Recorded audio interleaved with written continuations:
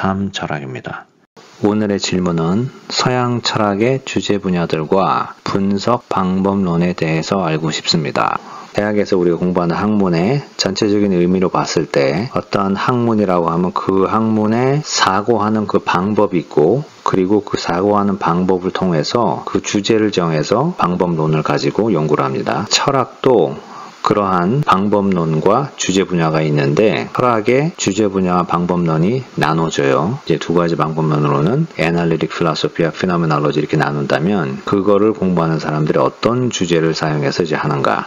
서양 철학에서는 보통 전통적으로 5가지 주제가 있습니다. 이 주제들을 연구를 할 때 어떠한 방법으로 연구를 하느냐. 이 철학의 방법론이 두 가지로 크게 나눠집니다. 하나는 분석 철학의 방법론이 있고, 다른 하나는 현상학적 방법이 있습니다. 이 분석 철학은 Analytic Philosophy라고 하는데요. 이것은 언어와 개념의 분석을 통해서, 그래서 이제 진리를 탐구하는 방법. 그래서 이거는 처음에 영국에서 시작이 돼서 Wittgenstein, Bertrand Russell, G. Moore 이런 사람들이 20세기 초에 분석 철학을 발전을 시켰죠. 물론 영국 사람이 아닌 사람은 분석 철학자가 아니다, 또는 분석 철학에 공헌을 하지 않았다, 이런 말이 아닙니다. 제가 방금 전에 언급한 피트겐슈타인도 오스트리아 사람인데요. 영국의 캠브리지 대학교에 버트란드 러셀의 제자로 공부를 하게 되고, 그곳에서 분석 철학 무브먼트의 주요 인물이 됩니다. 그리고 독일의 철학자이고 수학자인 프레이게도 분석 철학에서는 굉장히 중요한 인물인데요. 이 분을 분석 철학의 창시자로 보는 견해도 있습니다.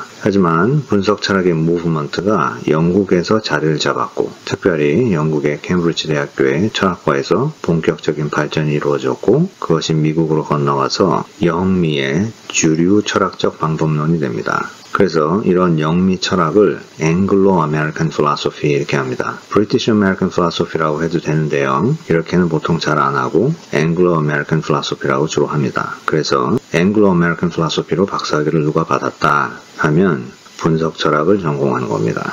그리고 다른 하나의 철학적 방법론을 대륙 철학적 방법론이라고 하는데요. 영미의 분석 철학, 그리고 유럽 대륙의 대륙 철학, 이렇게 이 두 가지가 현재 서양 철학의 두 가지의 방법론이 됩니다. 그럼 이런 질문이 들 수가 있죠. 유럽 대륙의 철학 사조가 대륙 철학이라고 하는데 영국도 유럽 대륙에 있지 않나?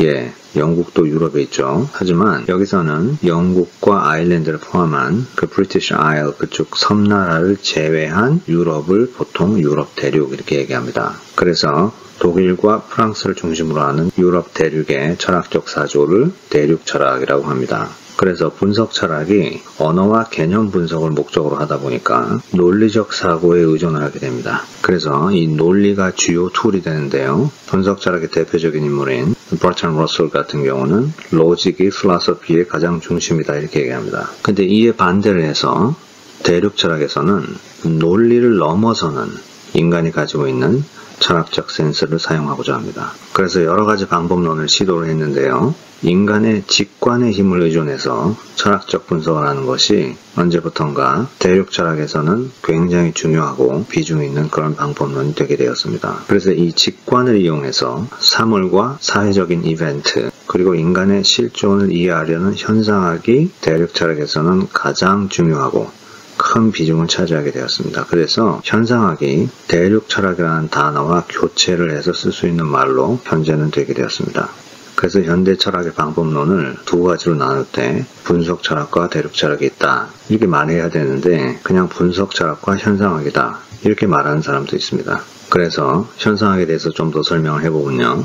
불교 철학 같은 경우는 거의 전부가 피노메놀로지입니다. 그래서 동양에서는 현상학이 아주 오래전부터 존재했다고 보면 됩니다. 그리고 이제 이 서양에서는 분석 철학이 20세기 초반에 이제 분석 철학이라는 이름으로 이렇게 나오긴 했지만, 그 분석적인 방법이 그것이 사실은 서양 사고의 아주 기본이에요. 플라톤, 아리스토텔레스도 분석 철학의 그 트레이스를 볼 수가 있습니다. 하지만 반대로 중국, 한국, 일본 이제 이런 동양 문화권에서 해오던 존재에 대한 질문들, 현상학이죠. 직관에 의존해서 어떤 진리를 찾아가려는 그런 추구들이 있었는데, 그것이 이렇게 시스테마타이즈 되지 않고 그게 종교랑 섞여서 흘러왔기 때문에 서양 철학의 입장에서 보면 이게 철학인가 종교인가 어떻게 분류를 해야 하나 하는 난제가 있긴 합니다. 그래서 이제 서양 철학에서 이제 현상학이라는 것이 그 시초는 19세기 초에 덴마크 철학자 소렌 키어케가르드라는 사람부터 시작이 됐다고 볼 수 있습니다. 프레드리히 헤이글도 그 현상학의 대표적인 사람이기도 합니다. 하지만 그건 이제 시초고 진정한 의미에서의 현상학은 독일에서 후소라든지 아니면은 마르틴 하이데거 이런 사람에 의해서 발전이 돼서 프랑스로 넘어와서 즈랑 폴 사르트르라든지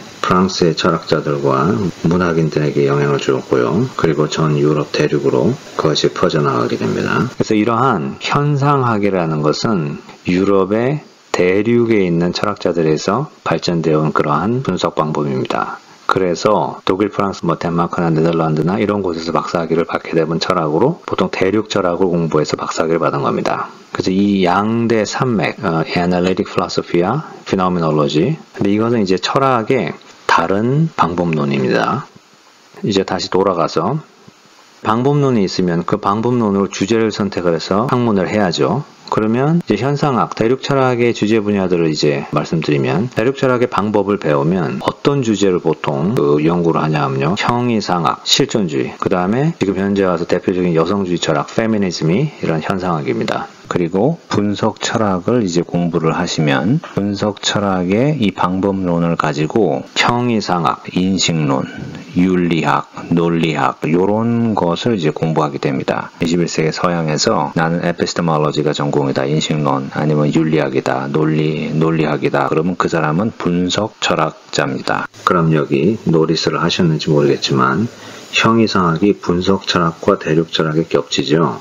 예, 이건 본인이 연구하는 그 철학자가 누구냐에 따라서 또는 본인이 사용하는 방법론에 따라서 이것이 결정이 됩니다. 예를 들어서 어떤 분이 하이데거의 존재론과 철학 인류학을 주제로 논문을 쓰려고 한다 이렇게 하면 이건 이제 형이상학 주제인데요. 대륙 철학, 현상학의 방법론을 써야 되는 그런 주제고요. 또 어떤 분이 플라톤의 이원론과 칸트의 이원론을 비교 연구를 한다. 그럼 이것도 형이상학적인 주제인데요. 보통 이건 분석 철학의 방법론으로 연구를 합니다.